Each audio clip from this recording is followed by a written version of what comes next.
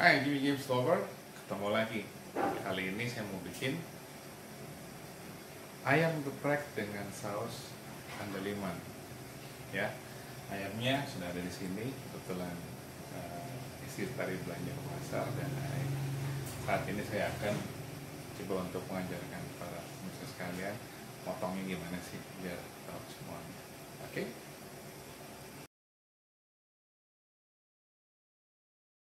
Sebelum kita potong-memotong, saya mau memastikan tidak terkontaminasi antara si daging ayam, pisau, dan cutting board. Nah, di sini saya mau memberikan informasi sedikit untuk di dunia culinary. Warna orange atau warna merah biasanya dipakai untuk daging yang mentah ya, yang akan kita potong nantinya. Jadi bukan gaya-gayaan, wah cutting boardnya banyak, ada warna biru, ada warna hijau, dan lain sebagainya. Tapi warna-warna tersebut mewakili daripada apa sih yang akan kita potong. Jadi kalau warna orange atau merah biasanya kita pakai untuk daging, poultry juga bisa, ya, akan kita potong dan lain sebagainya. Sedangkan warna hijau itu untuk vegetables, ya, sayur-sayuran. Biru untuk makanan laut, ya, sajian orang bilang seafood. Terus kalau putih biasanya kita pakai untuk dairy produk seperti susu, keju, ya, olahan-olahan dari susu, olahan dari keju, dan lain sebagainya, ya. Nah, untuk pisau masih jarang sekali, dan kalaupun ada biasanya mahal. Kalau di Indonesia masih mahal, jadi saya masih pakai yang universal saja.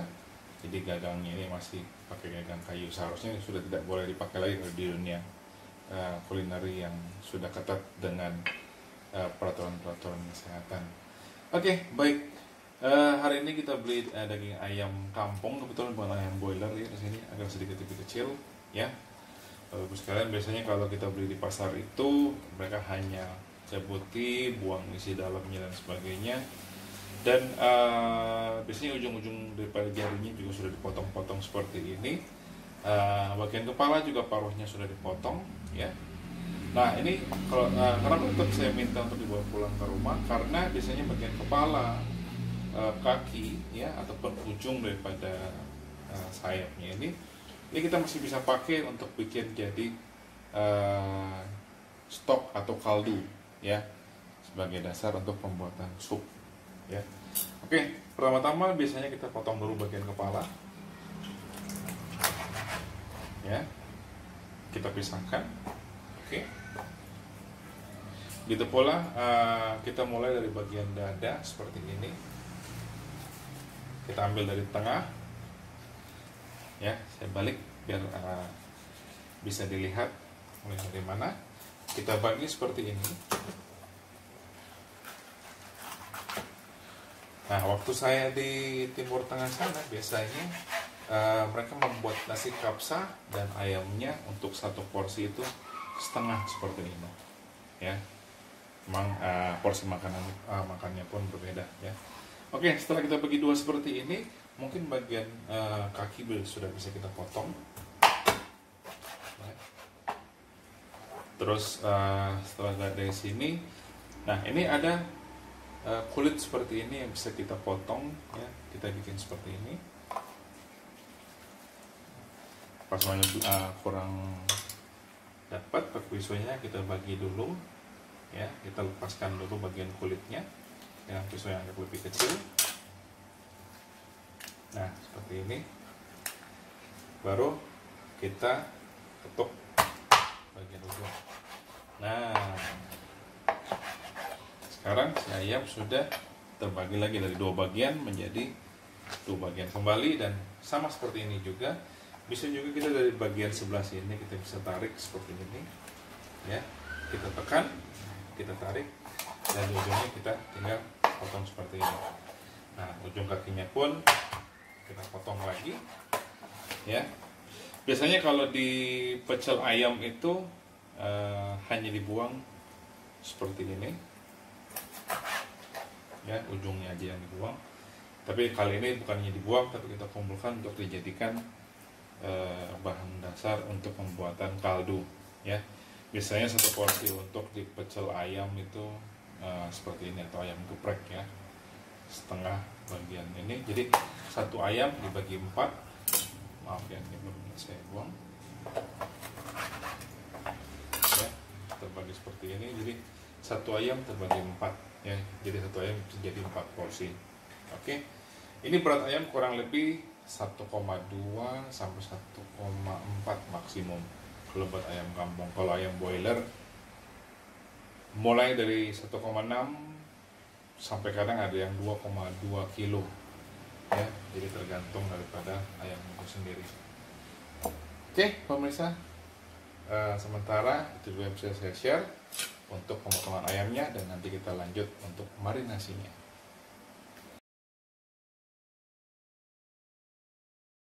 Sekarang kita akan preparation atau mempersiapkan marinasinya. Nah, marinasi di sini saya mau mengajak Bapak Ibu sekalian untuk bikin, kalau saya bilang ini bumbu kuningnya ala saya ya. Jadi tetap ada bawang merah. Saya tambahkan sedikit bawang bombay karena dia mempunyai rasa yang sedikit unik ya, mempengaruhi akan bumbu kita. Terus ada di sini bawang putih. Nah, ini kalau gramasi, jadi bawang merah ini kurang lebih sekitar 300 gram ya. Sedangkan bawang putihnya hanya 200 tadi, dan ini saya ambil hanya satu saja. Jadi satu kurang lebih sekitar 30 gram ya. Terus ada juga kemiri di sini. Saya pakai kemiri. Kemiri yang saya timbang tadi sekitar 150 gram juga. Jadi memang lebih dominan ke bawang merahnya di sini. Ada kurang lebih 5 ya kunyit seperti ini, kita bersihkan, kita kupas ya, kita taruh seperti ini.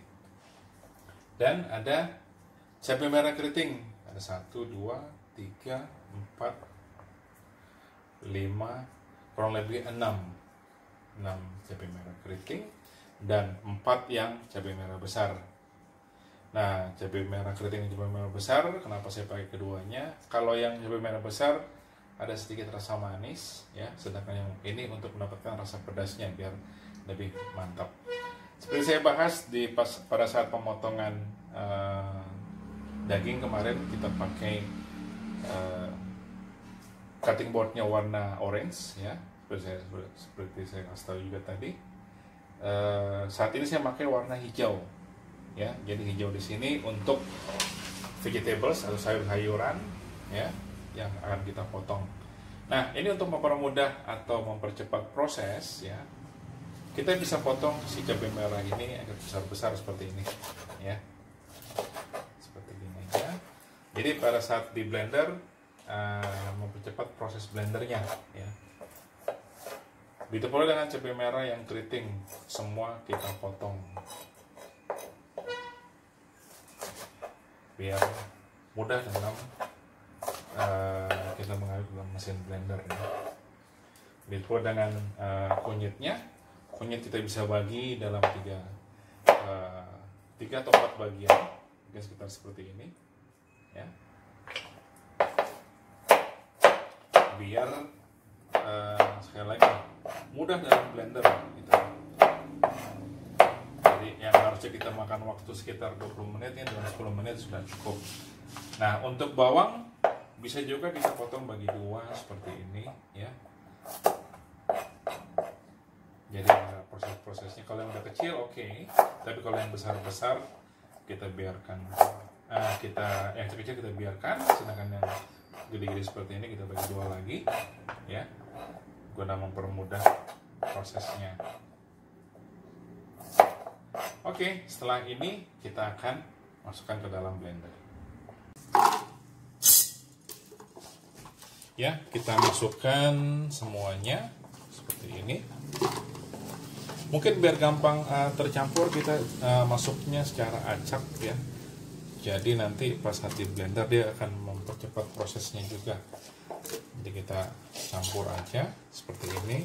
Mungkin kita bisa masukkan si kemiri di tengah-tengah, ya, dan kita masukkan kembali bawang putih dan bawang merah. Nah, di sini saya akan menggunakan minyak. Mungkin Bapak Ibu sekalian di rumah biasanya pakai air ya gitu. Nah, itu air itu mempercepat proses rusak. Jadi mungkin dalam 2-3 hari bumbu-bumbu kita sudah pada hancur. Sedangkan ini kita menggunakan minyak. Dengan menggunakan minyak, bumbu ini bisa bertahan lebih lama, ya. Kita isi kurang lebih sampai 3/4-nya aja dulu untuk awal, ya. Jadi untuk pembuatan ini kita bikin sampai 3/4-nya saja seperti ini, ya. Maka mulai dengan speed yang 1 dulu. Kita bikin biar dia tercampur rata dulu ke blendernya, jadi pelan-pelan akan turun ke bawah. Apabila masih banyak bagian yang ada di atas, boleh kita stop. Kita pakai yang ada di sini pulse-nya, ya. Jadi biar dia campur dulu semuanya.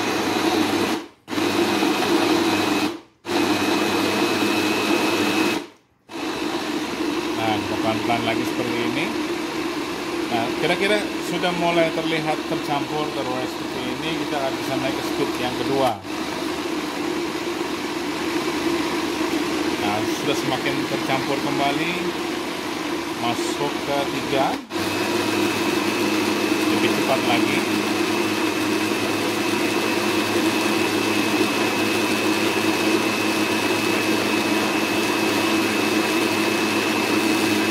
Untuk memastikan semua tercampur dengan baik dan halus, kita bisa pakai speed 5 di sini.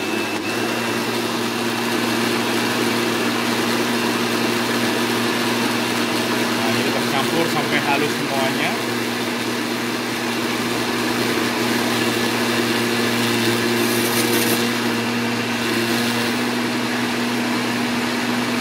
Oke. Nah, mungkin ada beberapa blender di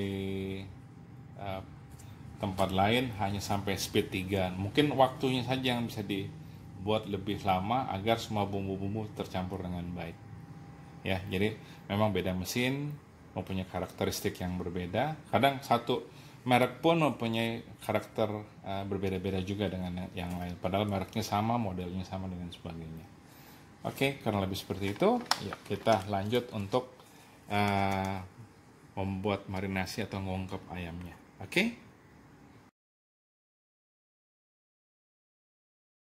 Sekarang kita panasin pan, kita kasih minyak sedikit, bagian pakai minyak lagi biar kita dapatkan hasil yang memuaskan, ya.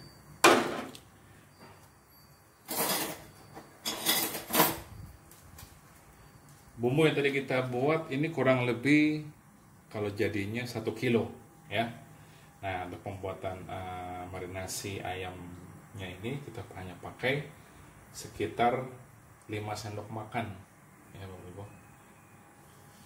1, 2, 3, 4, 5.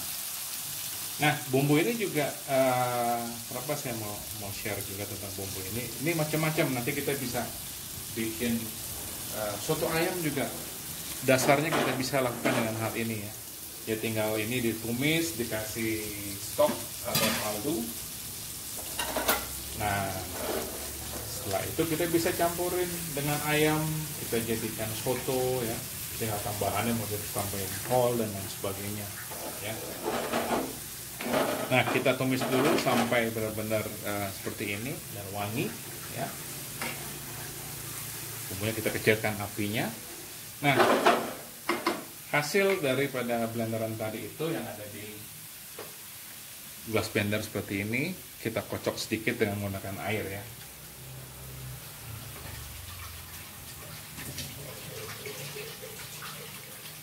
Ya, kurang lebih 1 cup ini kita aduk.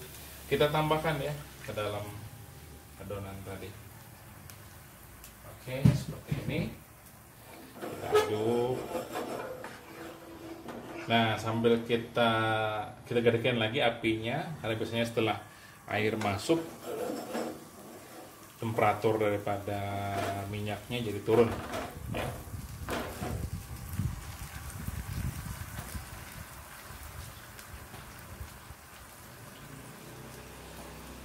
Nah, kita mulai masukkan daging ayam tadi.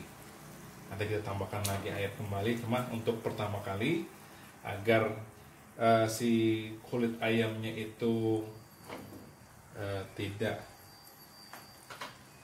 kemana-mana, ya, tidak beber dan sebagainya, sebaiknya kita lakukan seperti ini, ya.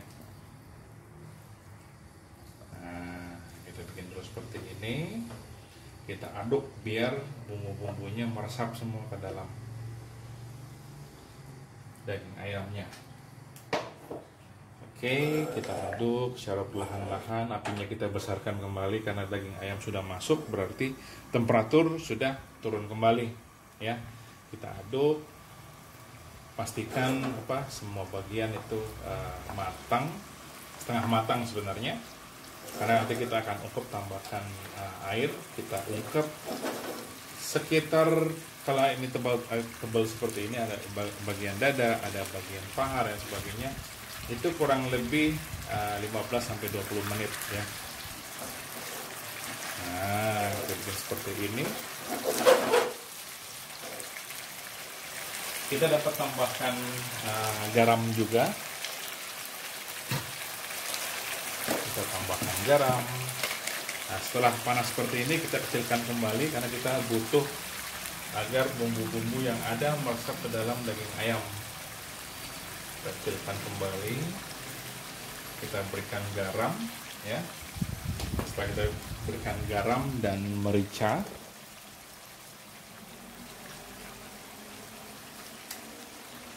garam dan merica di sini kita berikan agar tercampur sempurna.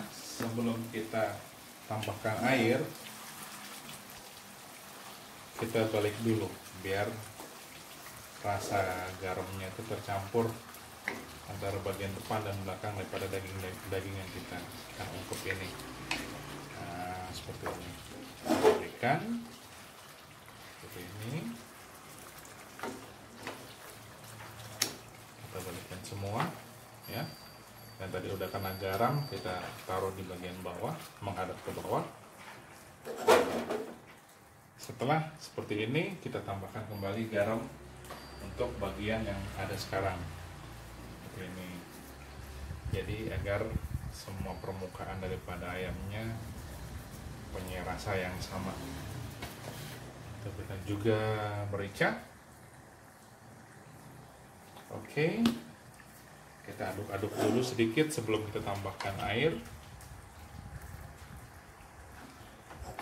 untuk memastikan ayam yang kita ungkep ini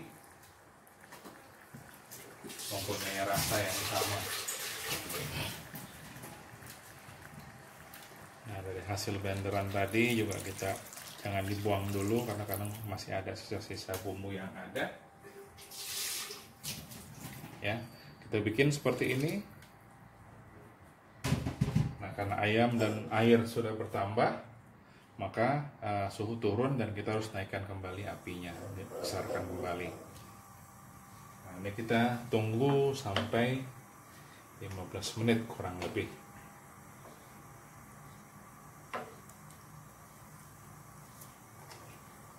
Sekarang kita masukkan lagi minyak gorengnya buat kita mulai menggoreng ayamnya, ya. Agak banyak ya Bapak Ibu, ya, biar ayamnya terendam dengan sempurna, ya. Nah, biar fresh, ya, kalau langsung mempunyai anggota keluarga yang banyak, kita bisa langsung masak dengan jumlah yang banyak. Tapi apabila hanya 2-3 orang, kita goreng secukupnya dulu. Nah, kita panaskan sampai semuanya panas seperti ini.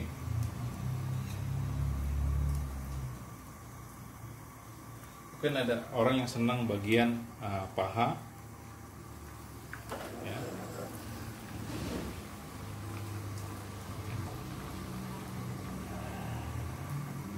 ada yang senang bagian dada, tapi masih kurang cukup panas. Ininya masih belum panas sekali minyaknya. Biar nanti rasanya juga kalau minyaknya panas tuh wah lebih mantap.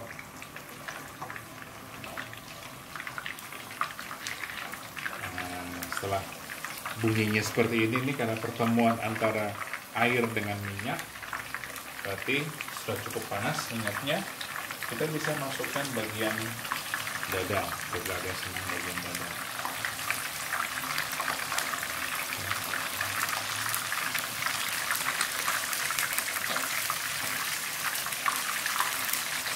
Oke, untuk bagian dada memang isinya paling banyak. Saya juga lebih senang bagian dada dibanding bagian paha, karena boleh dibilang 80% isinya tulang, tapi kalau bagian dada terbalik, 80% isinya daging ya. Nah seperti ini, itu kita gorengnya dengan api jangan terlalu besar agar semuanya dapat matang dengan rata. Nah nanti mau kelihatan warna kulitnya kecoklatan seperti ini ya. Nah biasanya karena saya suka pakai tutup karena ayamnya kan mengandung air ya tadi. Aku tambahkan lagi air ke dalam daging ayamnya matang karena direbus. Nah biasanya itu bikin ledakan-ledakan ya, karena pertemuan antara minyak dengan air tadi ya. Agar matangnya rata kita aduk-aduk sedikit. Nah setelah ayamnya jadi, kita bikin sambalnya, sambal andaliman ya. Kebetulan andaliman ini banyak dikenal di daerah Sumatera ya, itu terutama di Sumatera Utara kebanyakan sambalnya itu pakai andaliman. Jadi memang rasanya itu bukan hanya pedas aja ya, tapi ada rasa khas unik. Nah, nanti gimana bikinnya? Setelah masak ayam, kita lakukan pemasakan atau pembuatan daripada sambal andaliman. Nah, kita tunggu sampai coklat. Pastikan ayamnya matang dengan sempurna ya. Jadi kita lihat di sini dagingnya sudah matang juga. Jadi pada saat nanti kita goreng itu tidak memerlukan waktu yang lama. Nah memang saat untuk mengungkepnya lumayan, sekitar seperti tadi 15-20 menit. Tergantung daripada ketebalan daging dada ayamnya juga di sini. Jadi patokannya adalah patokan daging dada ayamnya ya, Bapak Ibu sekalian ya. Setelah kita lihat seperti ini sudah matang, kita sudah bisa angkat satu persatu. Nanti kita akan lanjutkan dengan menggoreng ya. Nah bumbu yang tersisa di sini atau kuah yang ada di sini, ada yang bilang ini jusnya, jangan dibuang Bapak Ibu, jadi bisa jadi soto ayam. Jadi kita satu kali masak dapat 2 masakan ya. Jadi dapat, kita bikin soto ayam dari kuahnya yang ada, kita tinggal tambahkan air lagi, kita tambahkan daun jeruk ya, sudah bisa jadi soto ayam. Tambah serai kalau mau lebih mantap lagi ya. Tinggal kita bikin bihun ya, direndam dengan air panas saja, jangan direbus. Terus kita bisa tambahkan juga dengan kol ya. Nah jadi kita persiapkan dulu ayamnya sebelum nanti kita goreng ya.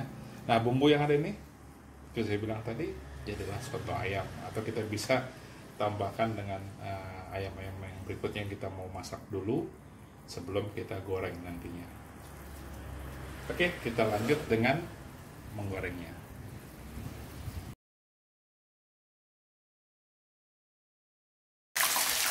Maka ayam kita sudah siap.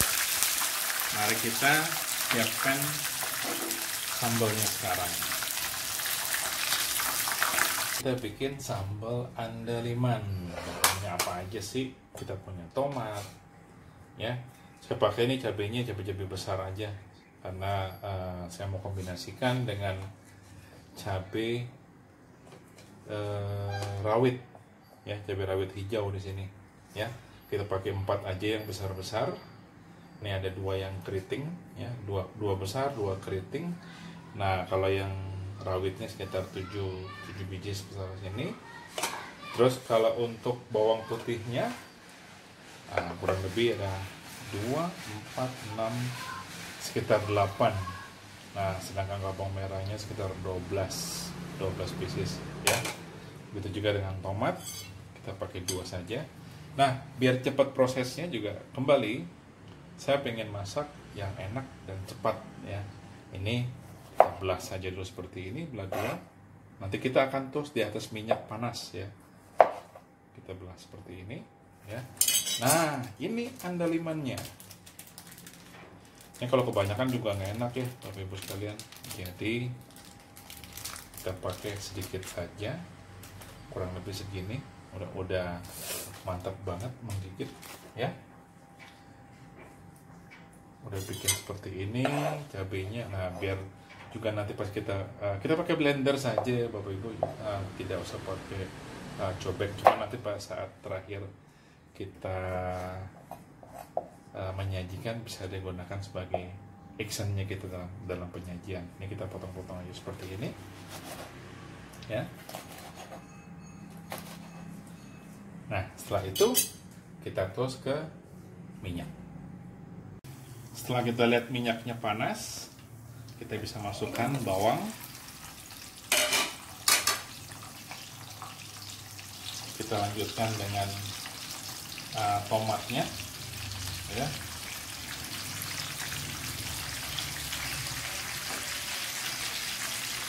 Dan cabai. Andalimannya pun ikut kita toast gitu. Nah, di sini jangan terlalu lama juga, yang penting layu saja. Ya. Coba di sini sampai layu. Di tomatnya juga sama. Makanya kenapa saya belah seperti ini, agar pada saat kita toast seperti ini tidak meledak, karena mengandung air cukup banyak di tomatnya. Oke, setelah panasnya cukup, kita matikan apinya. Kita hanya pakai panasnya saja. Lalu baunya tuh udah kecium, bau sambelan dan andalimannya juga. Kita angkat seperti ini, ya. Tomatnya juga udah cukup layu, ya, Bapak Ibu sekalian. Udah layu semuanya. Kita angkat. Cabenya juga sudah layu. Kita angkat semua.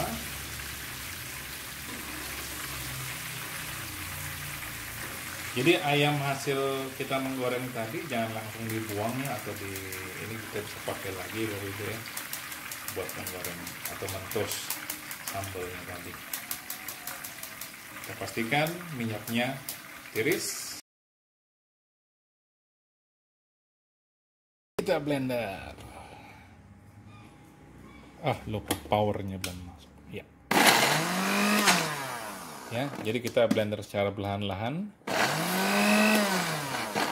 Karena konsistensinya nggak banyak, cairannya nggak banyak, jadi kita pakai yang pulse-nya saja seperti ini. Nah, jangan halus, ya, Bapak Ibu, ya, karena nanti pada saat penyajian kita bisa taruh di cobek. Setelah kita geprek seperti ini, sambal yang tadi sudah kita buat, kita bisa taruh di atasnya. Oke, kita tuangkan sambalnya di atasnya seperti ini. Baunya sangat menggairahkan. Alright, sambal andaliman. Oke, Jimmy James lovers, ayam geprek sambal andaliman. Mantap rasanya. kasih.